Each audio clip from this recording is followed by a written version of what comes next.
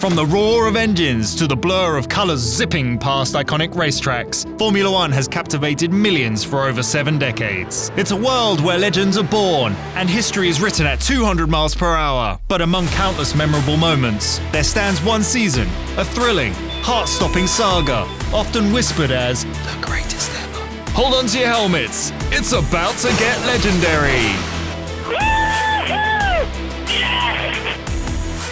As the engines cooled off from the 2011 season, the world had just witnessed Vettel's masterful grip on the championship, clinching the title with Red Bull Racing for the second consecutive time. Sebastian Vettel, the 2012 World Champion! The young German prodigy was basking in the limelight, but with fame comes the bullseye squarely on one's back, doesn't it?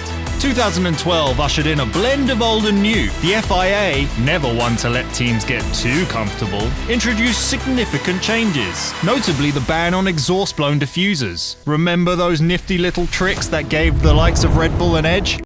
Magic. Yeah, they were given the old heave-ho. Then, there were the jesters of the tarmac. Jensen, button it up, known for his silky style and knack for picking the perfect pit stop moment, always kept the audience guessing. Fernando All Go, the mischief maker of Maranello, with a fiery passion and needlepoint precision, was always revving to guide his prancing pony back to its heyday. And who could sideline our cheeky chap, Lewis Hammett Upton, donning McLaren's shiny chrome and rocket red? He was every inch the British beefcake, chomping at the chance of victory. But the grid wasn't just a trio of titans. Why? Lurking in the shadows were the likes of Kimi Räikkönen, Mark Webber, and a few others, all chomping at the bit to etch their names in gold letters. If 2011 was the opening act, then 2012 was gearing up to be the grand spectacle. As the season roared into life down under at the Melbourne Grand Prix circuit, even the kangaroos stopped to watch. Jenson Button, proving he wasn't just there to make up the numbers, drove with the kind of finesse that would have had any purist standing up and clapping. His McLaren was a silver bullet, firing through every corner, making his competitors look like pedestrians at best. Now Vettel, bless him, tried to mount a challenge, but in a somewhat surprising twist, he didn't have the usual zip in his RB8 to claim the top step. Instead, he took the third spot, a place not too familiar to him. It was an overt declaration that this wasn't going to be a regular Vettel-dominated season. On to Malaysia, and it wasn't just the weather that was unpredictable. Fernando Alonso, proving he could extract performance out of a shopping trolley if he had to, drove his Ferrari to victory. Poor Sergio Perez, on the other hand, was so close to his maiden win he could taste the champagne. But alas, the rain gods and a wee slide had other plans. Now, amid the titans of the season, let's spare a thought for Romain Grosjean. Our French friend at Lotus was a bit like British weather. Unpredictable, occasionally brilliant, but with a chance of sudden showers of car parts. On a good day, Roman could mix it up with the big boys, showing flashes of genius. But he also had days where he seemed to be playing bumper cars. With podium finishes to his name, Grosjean was not one to be taken lightly. But as later races would show, his raw aggression sometimes got the better of him. Still, Roman's talent was undeniable, and his presence added an extra dimension to the midfield battles, making them just as enticing as those at the front. Shanghai, with its modern architecture and sprawling circuit, there was more drama than a British soap opera at Christmas. Nico Rosberg, our blonde bombshell from Germany, put Mercedes on a top step for the first time since their return to F1. It was a statement that Silver Arrows were back in the hunt. Meanwhile, Button and Hamilton, the McLaren duo, attempted to chase him down but found themselves playing a game of catch-up. All in all, China was the place where Mercedes began to hint at their future dominance. The desert climbs of Sakhir can be a bit toasty, but the action on the track was scorching. The Bahrain Grand Prix was a testament to Vettel's resilience. After an underwhelming start to the season, he came to Bahrain with a point to prove. And prove it he did. The young German maestro, piloting his RB8, showcased a masterclass in resilience and strategic driving. Facing pressure from the relentless Kimi Räikkönen, Vettel demonstrated that it wasn't just about the machine. Now, let's move on to Europe, where Barcelona played host to a result that left jaws on the floor. Williams! Yes, you heard it right! Thanks to Pastor Maldonado, they found themselves back in the winner's circle. It was a throwback to the glory days, and the paddock couldn't have been happier for Sir Frank and his team. Alonso tried to be the proverbial rain on their parade, but Maldonado was having none of it.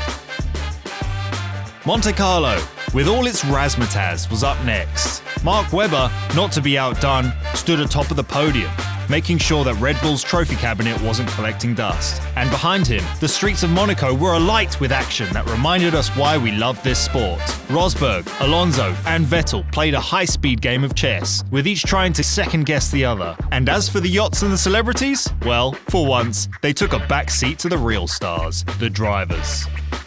The Circuit Gilles Villeneuve, where champions can hit a brick wall, literally. If ever there was a race that epitomized edge-of-the-seat action, this was it. Lewis Hamilton, after multiple podiums but no win, finally broke his duck, charging to victory and stamping his authority. It wasn't smooth sailing though. Both Alonso and Vettel tried to mount a challenge, but had to eventually yield to the sheer pace and determination of the Brit. The fans went wild, and who could blame them? Fast forward to the tech battles, where F1 teams were trying harder than a Brit looking for sun in July. Red Bull, not content with just defying the laws of physics, unveiled their pièce de résistance, the double DRS. While other teams were twiddling their thumbs and tightening bolts, Red Bull engineered a machine that seemed to have wings on and off the track. Genius? Perhaps. Sneaky? Definitely. Speaking of sneaky, let's not forget the absolute mayhem at Valencia, where strategies often go to die.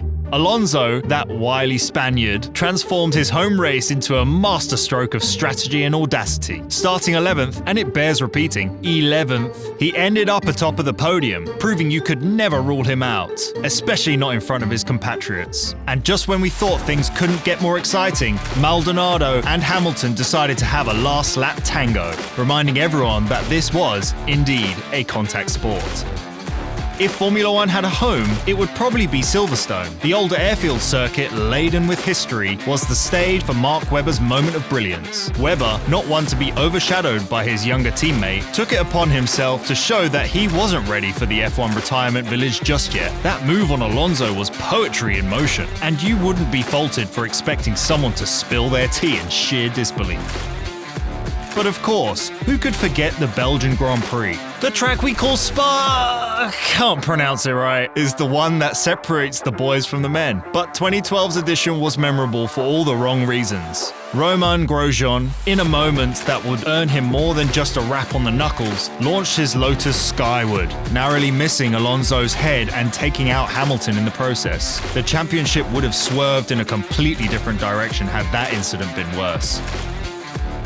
Then came the historic Temple of Speed, Monza. If ever there were a place that could serve pasta with a side of horsepower, this was it. And for the 2012 Italian Grand Prix, it was McLaren's Lewis Hamilton who was the chef of the day, cooking up a dominant win, leaving the others to munch on his tire dust. Not far behind was Sergio Perez, showing he's not just about Mexican spice, but also Italian flair, as he raced his way from 12th place to an impressive second. A hearty performance indeed. Fast forward to Singapore, the Marina Bay circuit gleaming under the night lights. It's where F1 meets nightlife, and sometimes the hangover is felt on track. And boy, did it serve up a cocktail of drama. Sebastian Vettel, showcasing his and Red Bull's mid-season resurgence, took the top step after a gearbox issue forced Hamilton's McLaren into an untimely retirement. Alonso kept his nose clean, but you could tell he was itching for more than his third place. The night might have been luminous, but the championship battle was heating up with twists and turns that even Marina Bay would envy.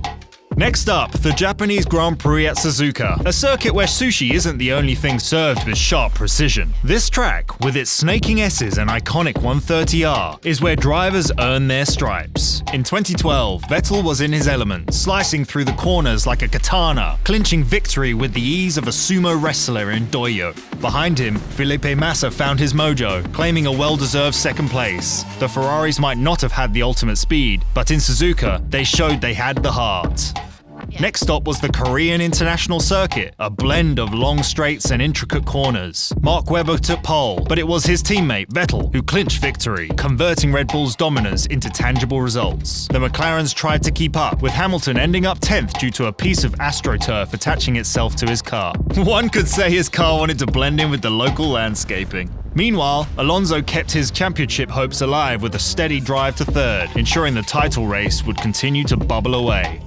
Greater Noida, a place where curry meets curves, played host to the Indian Grand Prix. The Bud International Circuit, with its undulating character, proved to be a bit of a rollercoaster ride in 2012. Sebastian Vettel, in what seemed to be becoming a habit, took the top spot, making it look as effortless as a yogi in meditation. Behind him, Alonso's Ferrari hustled and bustled, trying to spice things up, but eventually had to contend with a second-place finish. While individual races had their tales of speed and strategy, behind the scenes, a familiar phoenix was rising from the ashes: Williams. After a few years in the wilderness, Sir Frank's squad began showing signs of their old magic. Spearheading their resurgence was Pastor Maldonado, the Venezuelan with a knack for pushing his car to the limit. His surprise victory at Spain wasn't just a flash in the pan, it was a testament to the hard work and dedication behind the scenes in Grove. While they might not have been title contenders, Williams' revival gave fans a nostalgic thrill and a glimpse of a once mighty empire trying to rise again.